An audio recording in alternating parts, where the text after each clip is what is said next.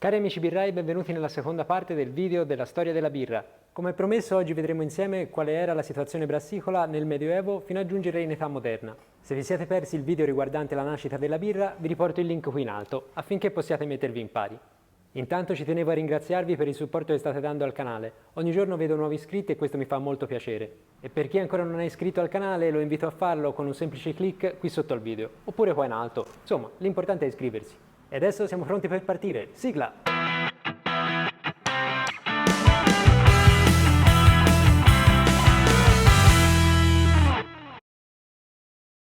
Dovete sapere innanzitutto che la birra in epoca medievale divenne la bevanda per eccellenza, consumata da tutte le classi sociali, soprattutto nei paesi del nord-est Europa. Questa era molto più facile da produrre, a differenza del vino, in quanto la coltivazione della vite risultava molto più complessa. Una situazione diversa invece la troviamo per i paesi del sud Europa, dove il vino restava la bevanda privilegiata dalle classi più alte, mentre per quelle più basse la birra andava per la maggiore. Dobbiamo considerare anche il fatto che all'epoca la purezza dell'acqua non era garantita, perciò molte delle bevande alcoliche venivano bollite prima di essere servite, proprio per sterilizzarle o quasi. Pensate che nei paesi nordici il quantitativo pro capite annuo di birra consumata ammontava fino a 300 litri. Questa è una cifra enorme se consideriamo che oggi in Italia ogni italiano consuma in media solo 35 litri di birra annui. Nel video precedente, se ricordate, vi avevo detto che la birra ancora non era prodotta con il luppolo. Bene, nell'822 avvenne una svolta.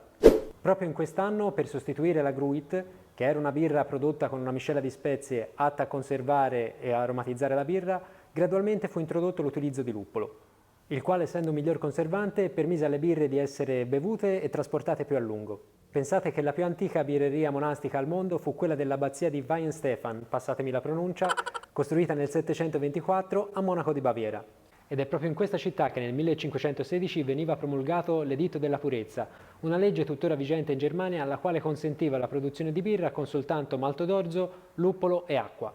E fu proprio da allora che in Germania si cominciarono a perfezionare le varie tecniche di lavorazione della birra, fino a raggiungere un livello di produzione mai visto prima ed esportazione anche su vasta scala. E voi cosa ne pensate di questa legge? È giusto produrre birra con soltanto questi ingredienti o è giusto anche aggiungerne altri per caratterizzare un po' il prodotto? Qualcosa di simile accadde anche nel XIV secolo in Inghilterra, dove furono perfino introdotte delle leggi che caratterizzavano l'utilizzo di luppolo all'interno della birra. Ma queste non scaturirono lo stesso effetto positivo della Germania, anzi, si arrivò perfino a dei contrasti interni dove ci furono vittime e rivolte in quanto il luppolo non era ben visto dai contadini locali. Spero anche oggi di aver soddisfatto la tua curiosità e se ti fa piacere puoi iscriverti al mio canale con tante birrose notizie.